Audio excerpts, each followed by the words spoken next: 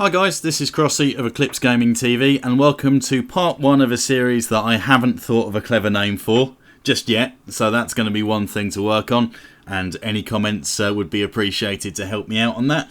But this is the start of my one-man quest to save the England national team. Bit of background for this just to start off. Anyone that is remotely a fan of football will know that Manchester City have a fair amount of cash to play with, and in the past they've more than happily thrown their weight around to sign some of the best players in the world and bring them to Manchester to try and put their challenge in for the Premier League. So I've decided to take the Sheikh's millions and put them to use to help save and rejuvenate the English national team, which needs all the help it can get. This isn't going to be as in-depth a series as, say, my Lower League to Champions League series with Dover Athletic, which is running at the moment. This is going to be something that I'll play at my own pace for my own kind of interest, and we'll jump back to it once in a while and give a bit of an update for how things are developing. So I've already played through the pre-season. We are just about to get underway for our opening game against West Bromwich Albion. So I'm going to give you a really quick run through and show you how I've been getting on, what I've been up to. So let's get to it. First of all, players that have had to make their move out of the club. My rules for this one is the players that I've got at the moment, fine, they can stick around, but I can only sign from now on English players for Manchester City, and if I need to fund them away from my normal transfer budget, then it's the foreigners that have to make their way out of the club. So you'll see that notable players that have gone: Sami Nasri has gone to Real Madrid for 17.5 million, and for 17.25 million, Pablo Zabaleta has also moved on to Arsenal. The Zabaleta thing was always going to be in the pipeline. I signed one or two players and he was more than a little unhappy about that. And also Paris Saint-Germain came in from him, and I sort of quite instantly accepted their offer for about the same kind of money, and he wasn't too impressed with that either. So as negotiations with him broke down, I've had to ship him out. And also, aside from players moving on a loan, Derek Biata's gone to Crystal Palace for 1.8 million. Alex Nimoli's gone to Barnsley, and you'll see Richard Wright was mutually released from the club at 35. He didn't really have a role to play and wanted to go off and get some football elsewhere, which is perfectly acceptable by my standards. As far as players coming through the U team, there is naffle. Basically, Manchester City haven't got any players of any nationality coming through as such, so I've had to look elsewhere and try and bring players in.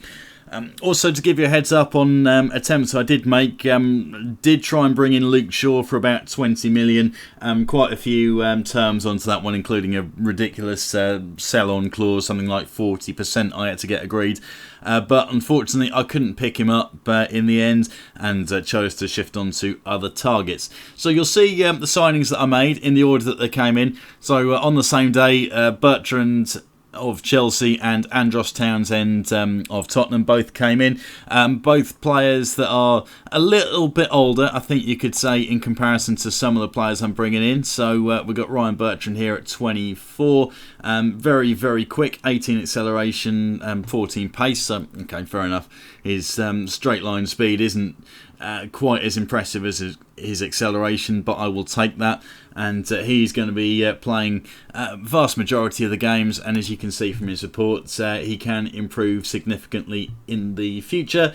Only got 2.5 stars, but then so is Gael Clichy, who is our number one choice in the position.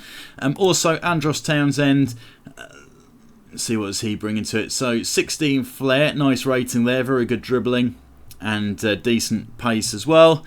He is learning from an experienced player, which I'll just bring up really quickly. So he's learning from Yaya Toure, and again we look at his report, has got the potential to become a leading right winger as time goes on. Currently sitting on 2 stars, but again David Silva and Jesus Navas, who are the leading two in that position, are only on 2.5 stars themselves. So he will develop and be very much up there with those two players as time goes on. Also gone for Tom Ince of Blackpool, a player that I rate very highly. If you look at his stats, Potentially he's going to be the weak link here and might not develop into too much, although he is flagged up to be a leading Premier League left winger as time goes on. But player I like very much from watching him in real life, two-footed, always lively, always willing to drive forward and take players on. So he really fits the mould of what I'm trying to build here.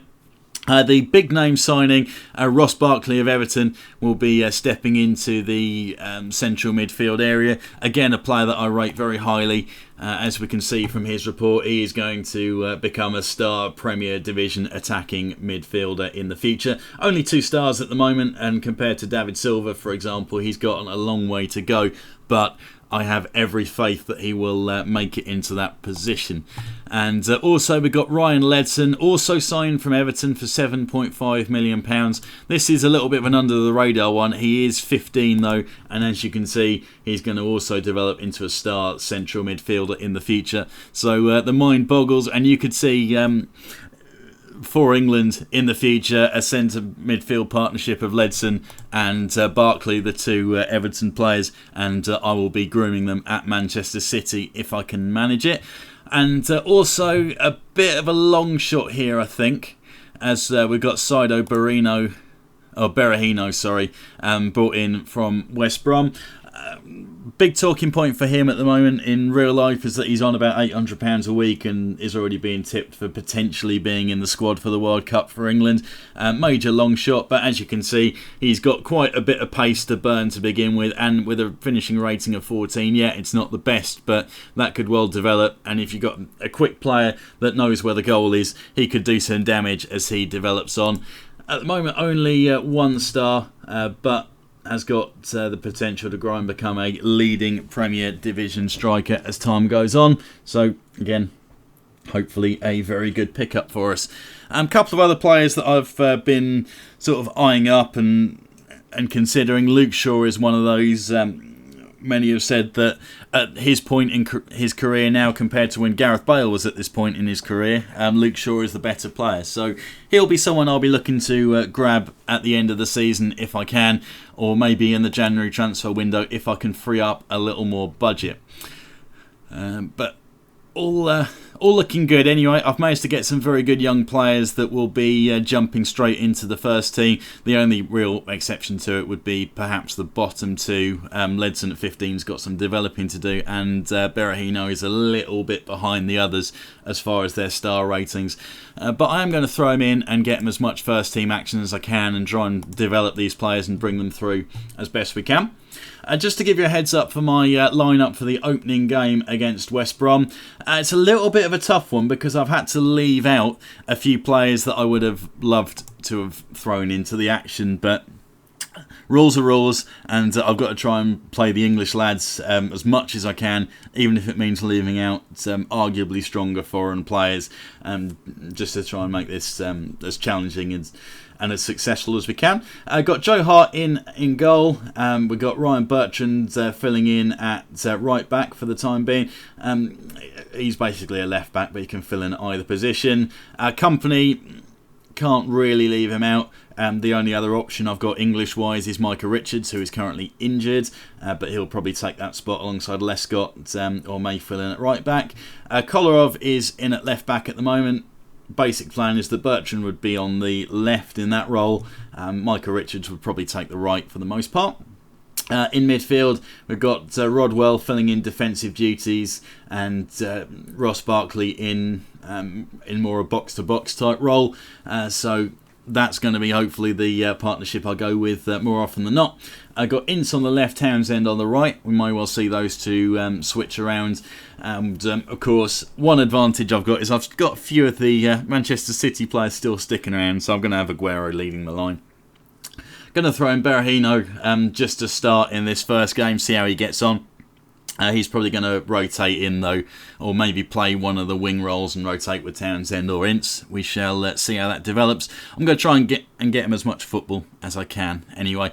And even though he's not really ready for this, I've got Ledson on the bench. as a potential. I'll try and throw him in around about 60-70 minutes if we are smashing through West Brom, and just make sure he gets as many substitute appearances as we can in times when we are leading from the front. Let's put it that way. Get him as much football as we can. I'd rather he did it here at Manchester City than go out on loan, because anything can happen. But we'll see. If there's just no chance of putting him in this team, then I'll have to send him out on loan. But he is one of my big hopes for the future. So that's it for now. I will probably wait until about 10 games into the season before we have another update and see how things are getting on.